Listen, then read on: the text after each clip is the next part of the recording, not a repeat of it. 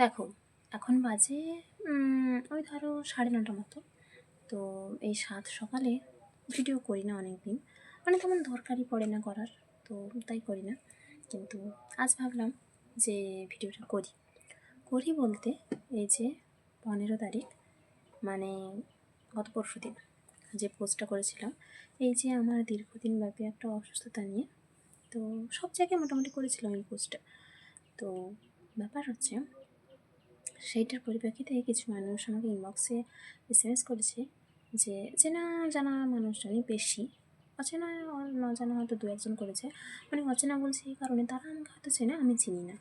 যাই হোক, এবারে সে আসল কথা হচ্ছে এটাই যে তাদের প্রশ্ন বা তাদের ভাবনা মূলত এটা নেই, এত কিছু অসুবিধা, এত কিছু কষ্ট, এসবের মাঝে থেকেও কী করে আমি হাসি খুশি থাকি, কিংবা সবসময় হাসি খুশি পোস্ট করি।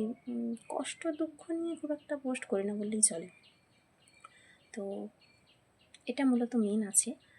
এবার কথা হচ্ছে এটাই যে দেখো, কষ্ট সবার জীবনেই থাকে। তুমি জীবনে কোনটাকে প্রায়োরিটি দিবে সেটাও তোমার ব্যাপার। যদি তুমি কষ্টকে প্রায়োরিটি দাও তাহলে শুধু কষ্টই থাকবে, আর যদি জীবনে পাওয়া ছোটো ছোটো আনন্দগুলোকে প্রায়োরিটি দাও তাহলে সেগুলো থাকবে। মূল পয়েন্ট হচ্ছে তুমি কাকে প্রায়োরিটি দেবে, সেটাই আসল।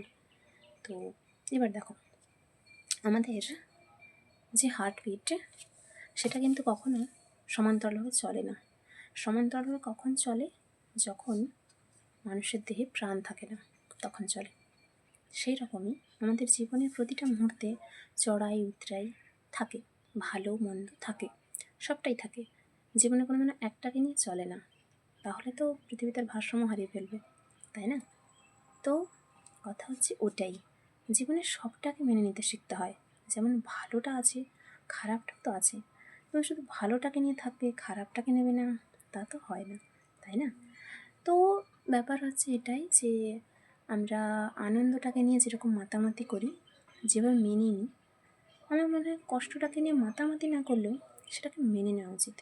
তো সেই জন্যই শুধু জীবনে কষ্ট পাচ্ছি বলে সেটাতে আহা উহু করে কেঁদে ভাসানোর তো কোনো কারণ নেই, তাই না? কেননা কষ্টের মাঝে মাঝেও ছোটো ছোটো হলেও কিন্তু আনন্দের মুহূর্ত আসে, তবে কেউ সেটাকে গুরুত্ব দেয়, কেউ দেয় না, ওটাই হচ্ছে ফ্যাক্ট। এবার হ্যাঁ, যদি আমি 5 বছর আগের একদম শুরুর দিকের নিবেদিতার কথা ভাবি, তো সে কিন্তু প্রচুর মন খারাপ করতো, প্রচুর কষ্ট পেত, একটুতেই ভেঙে পড়তো। 5 বছর পরের যদি এই মেয়েটার কথা ভাবি, সে কিন্তু এরকমটা নয়। এবার দেখো, নিজের পরিবর্তনটা, বদলটা একদিনে হয় না, ধীরে ধীরে করতে হয়। হবে, অবশ্যই হবে, তবে ধীরে ধীরে। হুট করে কোনো কিছু হলে সেটা স্থায়িত্বকাল কম দিন হয়, তবে যেটা ধীরে ধীরে হয় সেটা স্থায়িত্বকাল তুলনামূলক বেশি। তো তাই আর কি।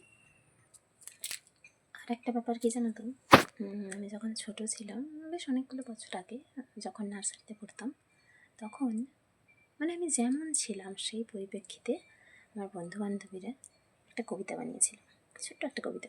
ওরা আমার ফ্রেন্ড লিস্টেও আছে, আশা করি পোস্টটাও দেখবে আর হাসিও পাবে বোধহয় ওদের। তো সেটা আমার সাথে খুব যায় বা যেত। যদি 5 বছর আগে নিবেদিতার কথা ভাবি, তো ওই কবিতাটা আমার সাথে খুব যেত। এখন কিন্তু ওটা আর যাবে না। ওই যে নিজেকে পরিবর্তন করতে হয় সময়ের সাথে সাথে, কারণ তুমি যত নিজেকে আপডেট করবে তত তোমার মাঝে নতুন অনেক সৃষ্টি হবে, যেটা আগে ছিল না সেগুলো আসবে। তাই কে কী বললো, কী করলো না করলো, সব তো ভেঙে পড়লে হয় না। মানুষ অনেক কিছুই বলে তোমাকে ভেঙে দেওয়ার জন্য, তোমার সাহসটাকে, ক্ষমতাটাকে কমিয়ে দেওয়ার জন্য। তাই ওসব তো পাত্তা দিয়ে লাভ নেই। জীবনে যারা ভালো চায়, যারা পাশে আছে, সাথে আছে, সাপোর্ট করছে, তাদেরকে নিয়ে এগিয়ে যাওয়া উচিত। তো ওই যে বললাম, সবসময় সমান্তরাল রেখায় কিচ্ছু চলে না, চড়াই উতরাই আসবেই, সবটাকে অ্যাকসেপ্ট করতে জানতে হয়। তাই আমার ওটা কিছু মনে হয়নি।